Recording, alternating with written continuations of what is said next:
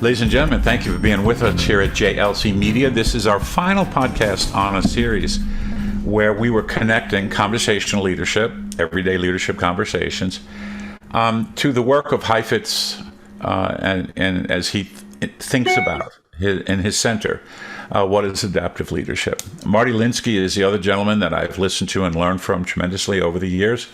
Both of them are very interested in this and have given us 6 invitations for leadership behaviors, things that leaders can do to make this work. Well, this one I think you'll like a lot. This is about, and I'll read it directly, okay? It says, the principle, number 6 principle, is to protect the voices of leadership from below. Of course, that gives you a hierarchical structure. I'm fine with that because everybody knows what that means, that we know where the boss is and where I fit in. So from your own vantage point, why do we need to talk about this, principle, which is to protect the voices of leadership from below? Why do you think this is important to talk about? Anybody can start.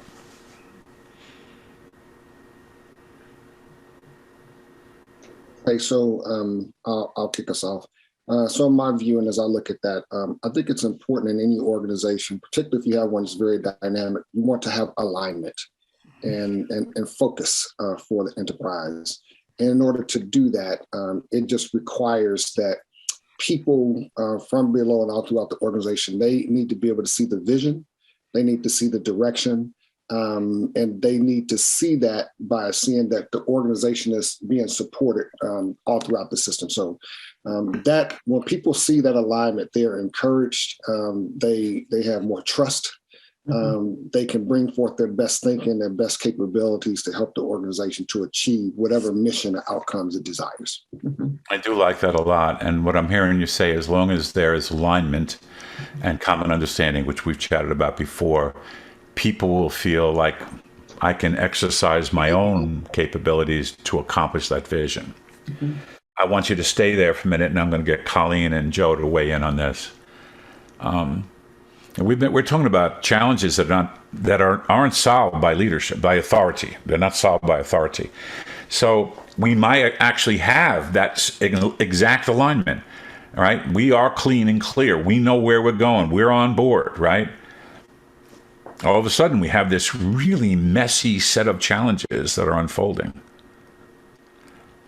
And I have actually said it myself. I'm guilty of saying this. Why doesn't the boss just do that? Why is he bothering me with this crap? Why can't I just, what do we say? No matter where we are in the leadership chain, remember, leadership can be exercised anywhere in the system with or without leadership titles. It can be exercised anywhere. Given that sentence, okay, and given the beautiful setup that Vince just gave us, what do we do with somebody who starts going, this is awful. Why are they doing this to us? Why are they doing this to me? And why can't the leaders just give us direction, for God's sakes? How do we respond to that? And all 3 of you can play, but I wanted to use Vince as a beautiful setup for that. We have alignment. We have common understanding. We're moving forward. This incredibly messy challenge has just come to us. And people that I work next to every day are saying, come on. Can't the admiral fix this? Can't the CEO fix this? Come on. How do you respond to that so that you protect the voice of leadership, which says, this is not a technical problem. This is an adaptive challenge. And my response is not the necessary response. How do you protect that voice? Well, I think, first of all, I would say it's important to protect it, because I think the only thing that leadership can offer is authority and direction. Correct. There's almost nothing else leadership brings to the table. So some of that can be substantial and can help, but if you erode, and if you are part of the leadership team, but you allow the workforce to be cynical, sarcastic, undercutting of leadership decisions, if you don't provide some of that explanation or middleware, if you will, that bridges from leadership decisions that may in abstract look nonsensical to to the everyday work that has to be done. If you don't make those bridges, then you find that you are hurting your own organization by undercutting that authority, that ability to exercise authority and direction. So I think it raises a little bit of a question among the mid-level management, perhaps some senior levels in the organization, when they find that leadership has made a decision that they have mixed feelings about, or they're not quite on board with. And again, I think this goes back to the idea that the leadership team has to have, good conversations. They have to have quality conversations. If you have reservations or concerns about a leadership decision, you need to bring that up in the councils and hash it out. But at the end of the day, when the leader decides, you need to get on board with the decision, or you need to get out of the organization. Because being in the organization, but being a foot dragger or being a naysayer about leadership decisions will end poorly for you. So what you made me think about, this is a beautiful follow-on to what Vince said. So I'll actually create more disequilibrium in the system. I will create more adaptive challenges if I am not aligned with the direction that's happening. And again, it goes back to, is this illegal or immoral? That was kind of my little test to myself when the head chef would give me things to do. And if it wasn't any of those things, it's like, okay, so then how do I get on board, and how do I make sure that, in my own words, I am not denigrating, being, sarcastic, oh, we got another message from the head office now. Gotta get it. All of that is destructive. And I think as we're studying adaptive challenges, many leaders and many people just working create more disequilibrium by that constant dramatic kind of question. Don't they know what they're asking us to work on this? Haven't they got a solution? Why are they bothering us with this? We're bothering you with this because we don't know what to do. This is not about authority. This is about you that are working within the system to exercise your leadership to deal with this incredibly significant adaptive challenge. Joe, that was magnificent. Colleen, where are you on this one? Yeah, I think what was surfacing when I was listening to my colleagues was, there's respectful disagreement, and then there's public disparagement. And it's recognizing as a leader what's going down, right? We can respectfully disagree with the decision that has been made. And once I have in my team provided a space for me to understand and for there to be a candid conversation about it, now, as Joe mentioned, now it is a choice. We need to choose to align behind the decision. We didn't necessarily agree. We didn't perhaps even make the decision, and that's okay. Once you've respectfully disagreed, kind of hashed it out, understand a little bit of the thinking, it is that leader needs to corral their team, have those conversations, and then move out in alignment, lockstep with one voice. If the leader notices this and does nothing, right? That in and of itself, to your point, creates more disequilibrium and creates a community of commiseration, which can grow exponentially. So now we are our own worst enemy. Not only do we have this adaptive challenge, we're trying to adjust, innovate, create, where it's almost like we're shooting ourselves in the foot because we are self-imposing another issue, disequilibrium, and almost growing this disequilibrium because of our voices. So that's magnificent, and holding us here about there are some times, and we've all worked in this space, either in it or with it, where Congress makes a decision that directly impacts the day-to-day work of the men and women that are trying to take care of people and are in service to us as private citizens. Congress makes the decision, hands it down to the secretaries, who then hand it down to the next level and the next level. And all of that has a ripple effect. And I think those of you that are listening, you probably have already figured this out. We are constantly helping people think about, once drama occurs, how to get out of it. Because two things happen when drama exists anywhere in the system. One, personal responsibility and accountability goes to almost zero. Not my fault, not my job. Achievement, almost zero. It is the literature on this is legion, that when drama consistently exists inside of a system, that system will devolve, and in many cases in private sector go bankrupt and have to reorganize. And then they think it was the customer didn't like the product, or it was the product didn't get there soon enough. And they have all these, we can run sheets on that and show them why it didn't work. It devolved because the people inside the system were so connected to being either a victim, a persecutor, or a rescuer. And any of those roles, by the way, if you play any of those scripted roles inside the drama triangle, your achievement and personal accountability will go almost to flat zero. So a lot of this, why does it matter that we protect the voices of leadership? One of the simplest things is we do not need drama in any system because of the reasons we just stated. I think your setup for us, Vince, was magnificent. Joe, your response, beautiful. Colleen, you certainly did, as Vince always says, tied a little ribbon on it. So here is a chance for you to talk to those that you really care about that are listening to us and say, here's one thing I want you to think about in your next conversation, because this happens in your next phone call, in your next coffee break, in your next time you bump into somebody. People, our whole world has been listening to tragedy and trouble for decades. If you're not careful, we can turn our daily conversations into just that. So let me hold this here just for a minute and have you guys simply give a little bit of coaching. These three people are just high quality executive coaches. So make believe you're talking to one of your clients right now. What would you say to them about protecting the voice of authority from below? What's one thing you would say to them?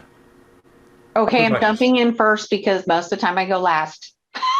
I'm going to put that pressure on Vince or Joe. This I'm is a social push. Is that right? This is peer like pushing. So yes, that's my disequilibrium right there. I got it. I will say, if you see something, say something. Yeah. If you see someone within your team, a colleague around you in the system that is not protecting the voices of leadership, say something. I think many times people, I don't like to get in, difficult conversations or, blah, blah, blah. From our perspective, or from my perspective, that is part of being a leader. So my invitation is, if you see something, say something, protect those voices of leadership. And that is beautiful. That is a leadership act. And so often I see people, they'll roll their eyes or they'll turn their head or they do nonverbal affirmation or nonverbal, I don't want to be involved, that kind of stuff, rather than just stepping in. Whoa, let me make sure I understand what you're saying. I hope, if you don't mind, I do understand you. I'd like to offer another perspective, and we don't do it. We just don't. And I get why. I want them to like me at lunchtime, and maybe we have drinks together after work. I get it. At the same time, there is the development of more disequilibrium in the system when that happens. Thank you so much, Colleen. Who'd like to go next?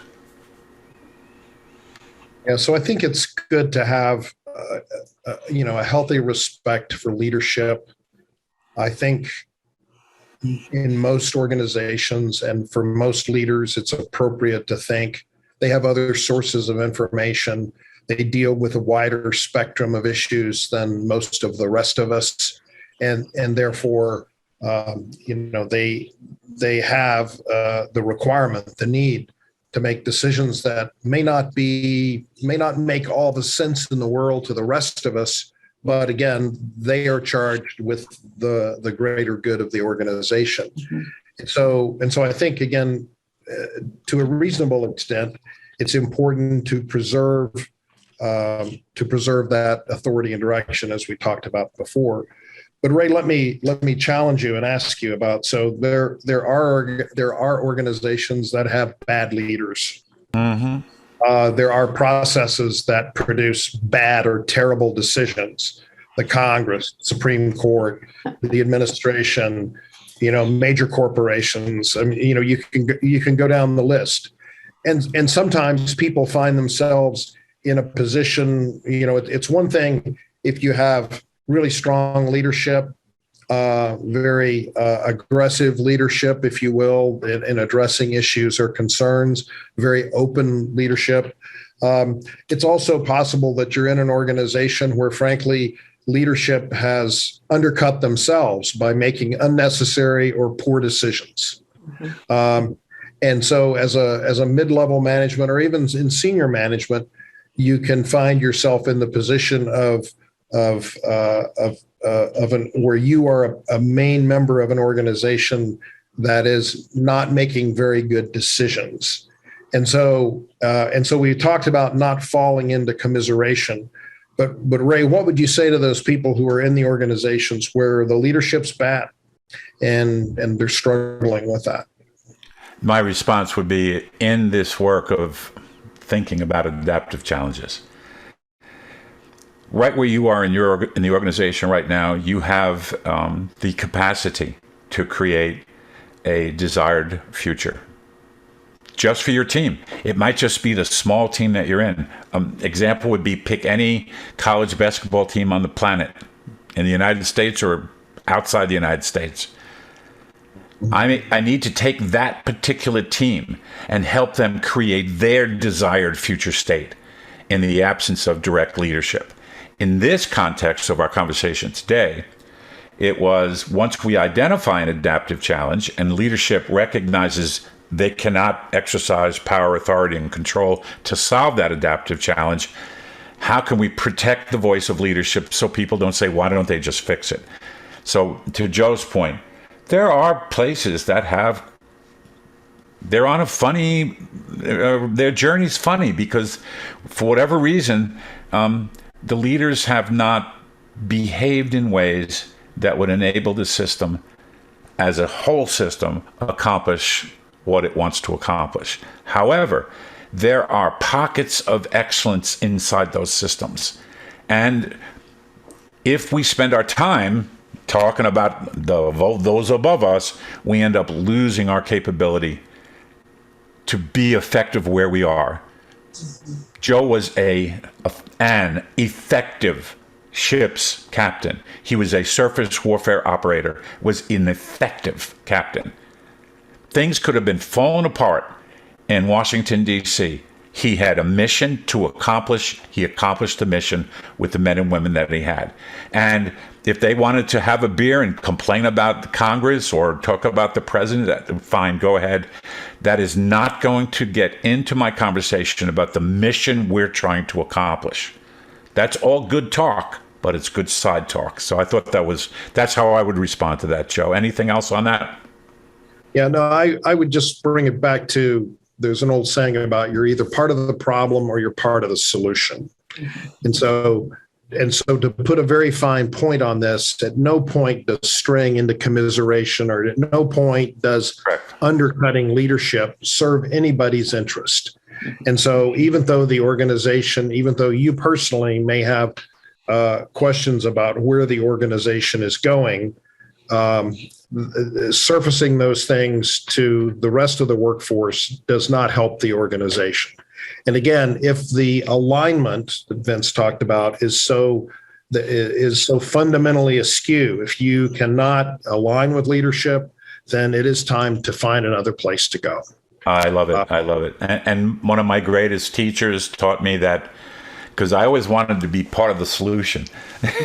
And he said to me, you're part of the problem and you're part of the solution at the same time. Stop acting like you know what to do. Because if you did, we could have done that. We'd be fine right now. And we aren't. So I love that phrase, part of the problem, part of the solution simultaneously. Joe, magnificent. Colleen, magnificent. Vince, tell us something magnificent. Man, I don't know if I can tell you something magnificent. I'm from the South Side of Chicago, third generation. I can tell you that. But with respect to leadership, as I listen to my colleagues, man, I guess my closing thoughts would be very simple. If I were talking to someone and they were facing this issue, I would give them 3 pearls. Pearl number 1, with respect to leadership, do the right thing. Pearl number 2, when put in a position to lead. And pearl number 3, refer to number 1, number 2. And I'm out. So I love it. And with that said, I mean, one of the nice things about Vince is that he can take such great ideas and make them so easy to think about as I hang up the phone today or close out the session. Now think about that. Refer to number 1 and 2. It is about how do I exercise how do I behave? How do I behave right now? Because this is reality. And the biggest thing I think that Vince always gives me, stay present, be here. Don't let your thoughts drag you into some silly place. Be with the person you're with. Nothing matters more than being present. You can tell why I love these people. Thank you for listening.